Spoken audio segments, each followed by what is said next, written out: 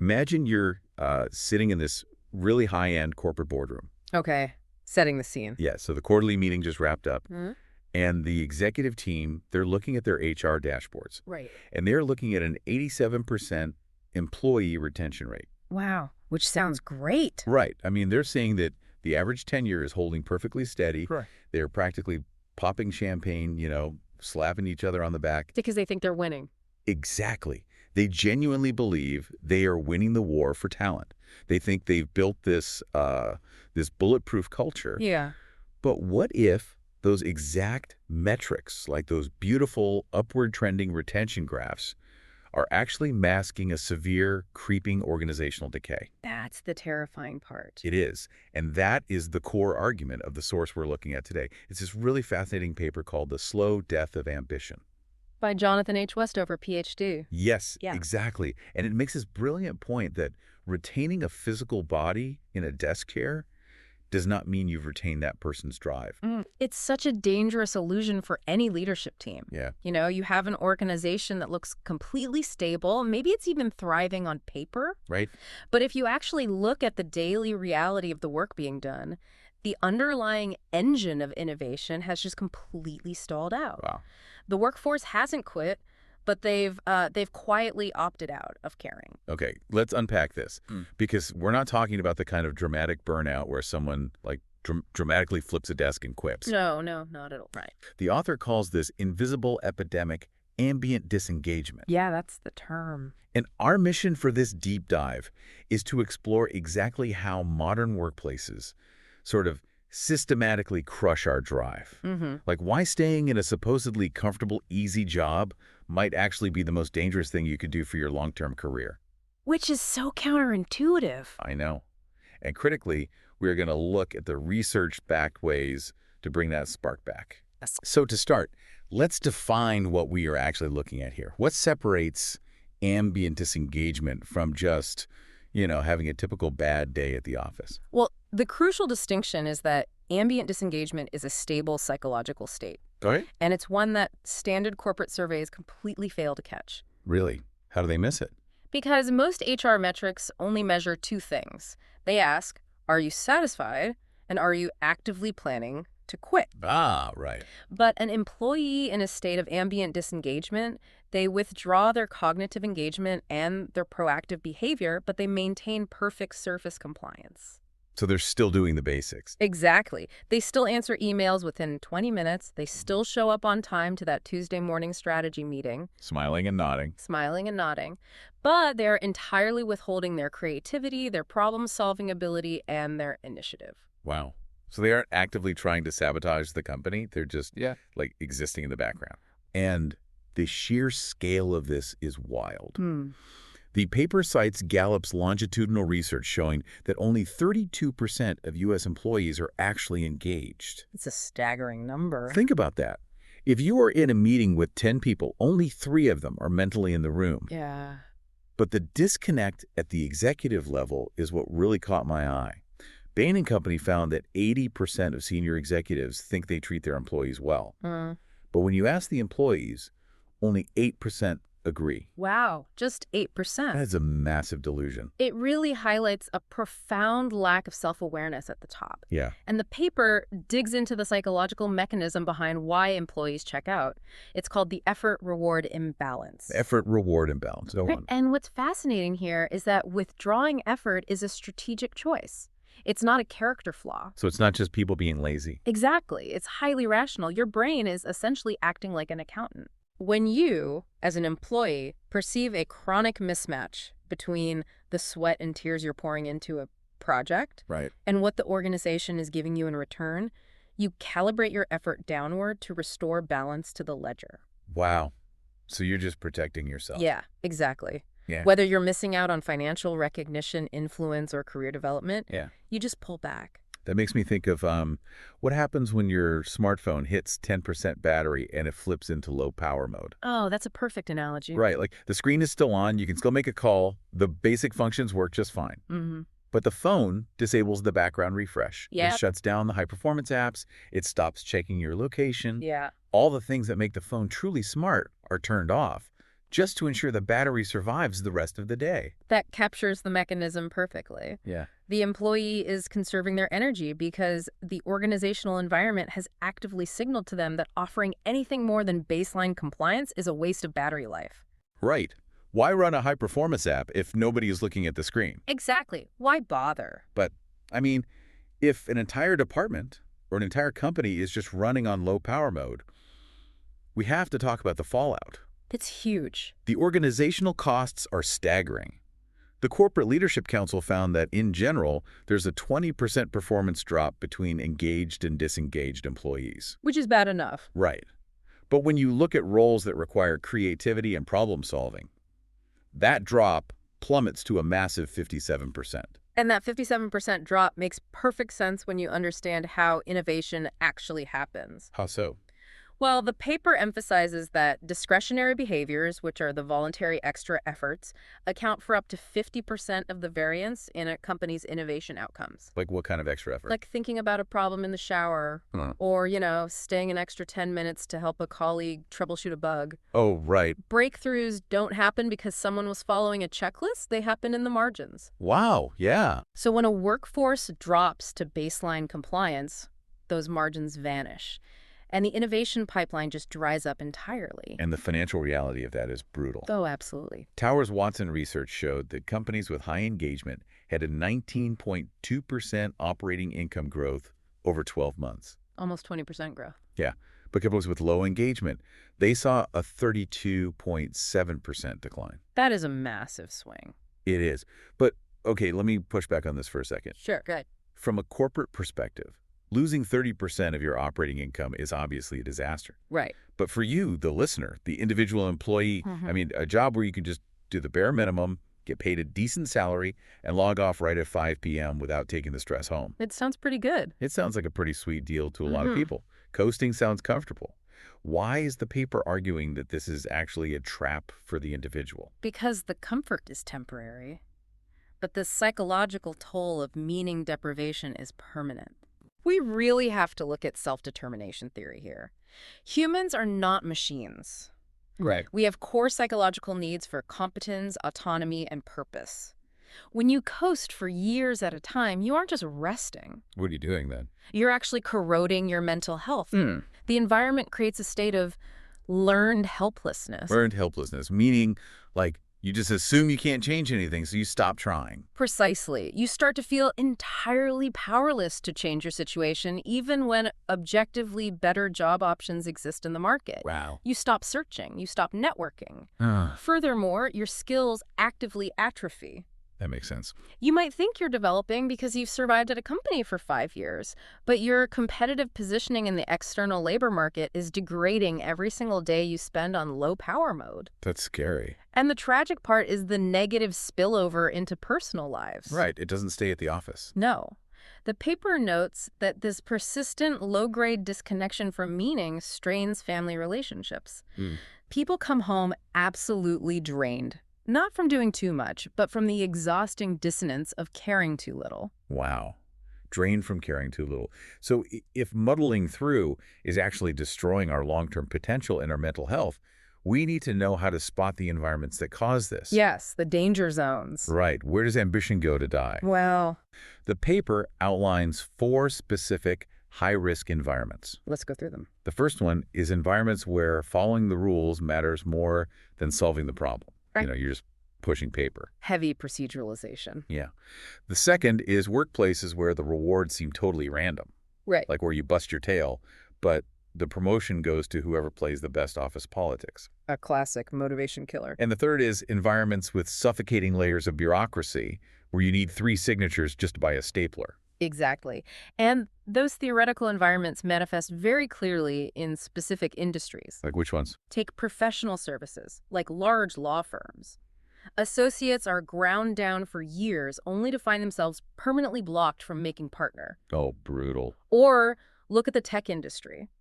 As startups experience rapid hypergrowth, they inevitably introduce layers of bureaucratic middle management. Right, they get bogged down. Suddenly, the brilliant developers who used to push code directly to users feel completely distanced from the actual product impact. Makes sense. And in healthcare, it's the massive administrative burden. Doctors and nurses spend so much time logging data into portals that the core clinical purpose of actually helping human beings is completely obscured. That is so sad. Yeah. But okay, there was a fourth high-risk environment in the paper that genuinely surprised me. Oh, which one? I mean, I completely understand why bureaucracy and office politics kill ambition. Yeah.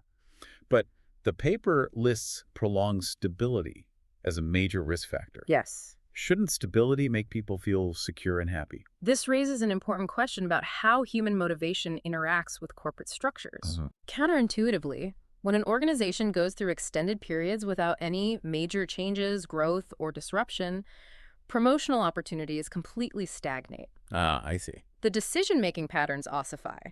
Because a pie isn't getting any bigger, office politics and relationship hoarding suddenly replace actual performance metrics. Right, because that's the only way to advance. Exactly. If nothing is changing and the hierarchy is locked in stone, the employee rationally decides there's absolutely no point in offering new ideas. Okay, so we've diagnosed the disease, we know the symptoms, and we know the habitats where this virus thrives. Yes. The question now is, if these environments are suffocating us, how do organizations help their people breathe again? We need antidotes. Exactly. And the paper outlines several, starting with how we actually measure and reward effort. They call it transparent effort outcome linkages. And this is foundational. You have to fix the math in the employee's head. What do you mean by that? Well, Locke and Latham's research demonstrates that when you give people specific, challenging goals and combine that with transparent, immediate feedback, performance increases by 12 to 15%. Wow, that's a big jump. It is. Employees desperately need to see a direct, undeniable line from their sweat to a valued result. If that line is blurry, they disengage. Microsoft provides a perfect case study for this, actually. Oh, the stack ranking. Yes. For a long time, they used this system called stack ranking. It was this arbitrary system that forced fixed performance distributions. Right, grading on a curve. Exactly. So it didn't matter if you had a team of 10 absolute geniuses. The system required managers to rank someone at the bottom and label them a poor performer. Which is terrible for morale. It practically forced employees to sabotage their peers just to survive. Yeah. When Microsoft finally eliminated that and started tying individual contributions directly to team rewards, collaboration and risk-taking just shot up, people felt safe to try again. Makes a huge difference. Or look at Atlassian, the software company. They run these things called ship-it days. Those are fascinating because they move beyond just financial rewards and tap into creative ownership. Right. Employees get to work on totally self-directed projects for 24 hours. Which sounds like fun. But it's not just a cute team-building exercise. If an employee demonstrates value, the company actually gives them real budget and implementation resources to build it. That's the key. Yeah, it proves to the workforce that extra effort actually matters in the real world. Which naturally bridges into the second major structural fix the paper discusses, distributed authority. Okay. You cannot just tell someone their work matters. You have to give them meaningful control over how that work is executed. Right. This is what creates psychological ownership. But for it to be effective, it has to be genuine authority, not just, a suggestion box. Here's where it gets really interesting. Because it's the difference between a boss giving you a GPS destination and letting you drive the car versus a boss sitting in the passenger seat, grabbing the steering wheel every 2 minutes to micromanage your turns. That's a great way to look at it. W.L. Gore, the company behind Gore-Tex. Yeah. They do this incredibly well. They basically eliminated the traditional corporate hierarchy. Employees aren't called subordinates, they're associates. I like that. And they organize around projects based on who actually has the knowledge, not who has the biggest title. Which is how it should be. Exactly. Handelsbanken, a massive Swedish bank, did the same thing by decentralizing their lending decisions down to the local branch level. Wow. The people interacting with the customers actually have the power to make the call. But we have to be careful here because giving someone the steering wheel without teaching them how to drive is a recipe for a crash. True. Autonomy without a safety net is just an illusion that causes anxiety. Yeah, that makes sense. The paper points out that for distributed authority to work, you need to provide a sandbox. A sandbox. Right. You don't prescribe the exact process they have to follow, but you do have to specify the boundaries. Gotcha. You tell them the budget limits, you define the quality standards, but you let them choose the method for getting there. And I imagine you also have to be okay with them messing up occasionally. Crucially, there has to be genuine error tolerance. Yeah. If a leader stands up in a town hall and says, "You all have autonomy now," but then publicly punishes an employee for a well-intentioned experimental failure, Oof. Game over. the rest of the workforce will immediately retreat back to low-power mode. Right. You also have to provide escalation clarity. Employees need to know exactly where the boundaries of their sandbox end so they know when a decision truly requires management input. Otherwise, they're just guessing. Exactly. Otherwise, they spend all their energy second-guessing their own authority. That makes total sense. Structure and clear rules actually create the freedom to operate. Precisely. But fixing the structure isn't the whole puzzle. You can build the perfect sandbox, but if the people in it don't feel like they're growing or they feel like the game is rigged, they're still going to check out. Absolutely. So the paper moves into a second set of antidotes focused on the human element: capability, justice, and purpose. And capability building is where many companies get it completely wrong. How so? They rely on annual training seminars. But research shows that stretch assignments, putting an employee in a role or project that is slightly beyond their current capability, explains 70% of leadership capability development. Wow, 70%. Yes. Formal training only accounts for 10%. That's crazy. People learn by doing things they aren't entirely sure they can do. The AT&T example in the paper blew my mind regarding this. Oh, the reskilling one. Yeah. When their industry rapidly shifted toward the cloud and mobile data, they didn't just fire their legacy workforce and hire new people. Which is what a lot of places would do. Right? Instead, they invested $1 billion into a massive reskilling initiative. Huge investment. But they didn't just throw courses at people. They explicitly mapped out the employees' current skills to future roles within the company. Oh, that's smart. They showed them the exact path to remain relevant. It completely eliminated that anxiety of obsolescence. It gives them a future. Exactly. And on the more creative side, Pixar Animation Studios runs Pixar University. I've heard of this. They offer classes in everything from animation to improv comedy to everyone in the company, accountants, security guards, executives, just to keep that creative muscle engaged across the entire organization. Taking that a step further, even with the best skills and autonomy, conflict is inevitable. Right.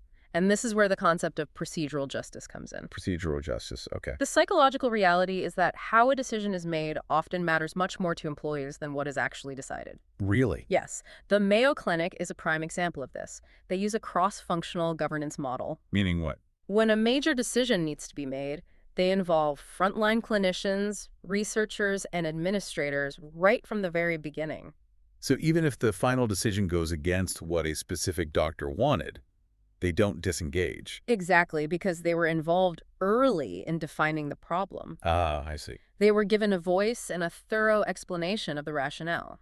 When people feel the process was fair and their expertise was respected, they maintain their commitment to the organization even when they lose the debate. Which brings us to the final piece of the human element: purpose. The big one. Yeah, I feel like I've worked at places that had beautiful mission statements painted on the lobby walls, but the culture was still incredibly toxic. Oh, absolutely. A poster doesn't change behavior. Right. So what is the actual mechanism for making purpose work?